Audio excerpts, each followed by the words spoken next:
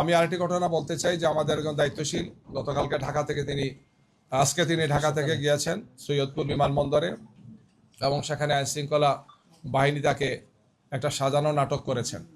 তিনি তার বক্তব্য স্পষ্ট করেছেন যে আমার ব্যবসায়ের জন্য আমি আসা যাওয়া করি, ব্যাংক বন্ধ, আমাকে কিছু লেনদেন করতে হয়, এই জন্য তার সাথে কিছু নগদ টাকা ছিল, যেটি খুবই স্বাভাবিক। একজন মানুষ ব্যবসা করতে পারেন, তার পরিবারের প্রয়োজনে বা অন্য প্রয়োজনে তিনি এটা ক্যারি করতে পারেন। এয়ারপোর্টের মতো একটা রেস্ট্রিক্টেড এরিয়াতে যেখানে খুবই লিমিটেড মানুষের চলাফেরা, সেখানে একটা নাটক সাজানো হয়েছে যে তিনি এই টাকা নিয়ে যাচ্ছেন এবং এটার বিভিন্ন অর্থ করার জন্য বিভিন্ন ধরনের বলা হচ্ছে নিউজ করা হচ্ছে। ইতিমধ্যে তিনি একজন বয়স্ক লোক, একজন দায়িত্বশীল ব্যক্তি আমাদের, তিনি অসুস্থ হয়ে পড়েছেন মেন্টালি এই টর্চারের কারণে।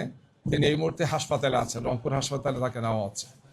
আমরা খুবই দৃঢ়তার সাথে বলতে চাই, বাংলাদেশ জামাত ইসলামী তার নীতি নির্ধারণ, তার কর্মপন্থা, তার কর্মসূচি এবং তার সাংগঠনিক কার্যক্রম পরিচালনা সবসময় স্বচ্ছতা এবং জবাবদিহিতার সাথে আমরা ভূমিকা পালন করে থাকি। জামাত ইসলামীর নেতৃবৃন্দকে, জামাত ইসলামীকে বিতর্কিত করার জন্য এই ধরনের অপপ্রয়াস অতীতে হয়েছে। বাংলাদেশের নাম্বার ওয়ান স্টিল বিএসআরএম। গত 28 তারিখ আমিরে জামাত যখন কুষ্টিয়া থেকে সফর আরম্ভ করেন, আপনারা খেয়াল করেছেন, তখন মেহেরপুর জেলা আমিরের গাড়িতে অস্ত্র পাওয়া গিয়েছে এই মর্মে একটা নিউজ দেওয়া হলো।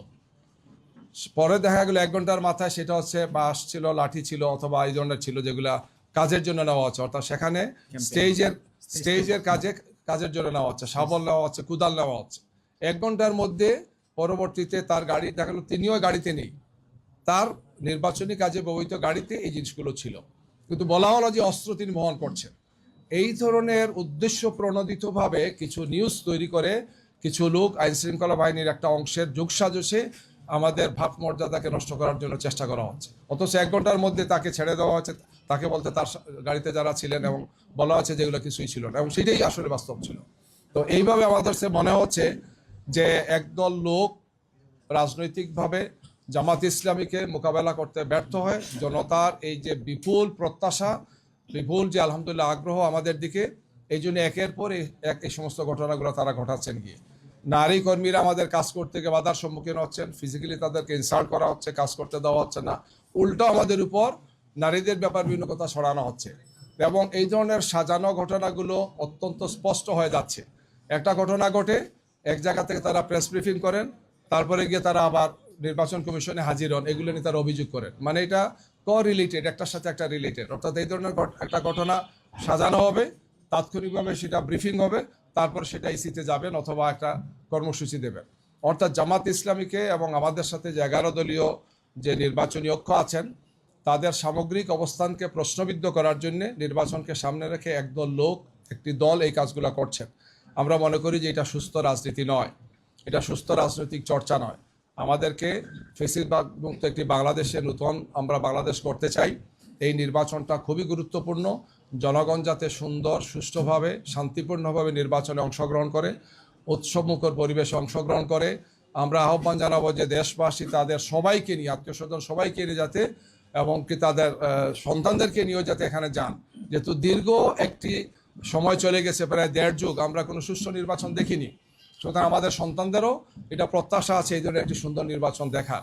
কে বা কারা এই সমস্ত কাজগুলো ঘটিয়ে নির্বাচনের পরিবেশকে বানচাল করার জন্য একটা অপপ্রয়াস চালাচ্ছেন। আমরা দেশবাসীকে আহ্বান করতে চাই যে আমরা অতীতেও স্বৈরাচার এবং ফেসিবাদের বিরুদ্ধে আমরা ঐক্যবদ্ধ ছিলাম।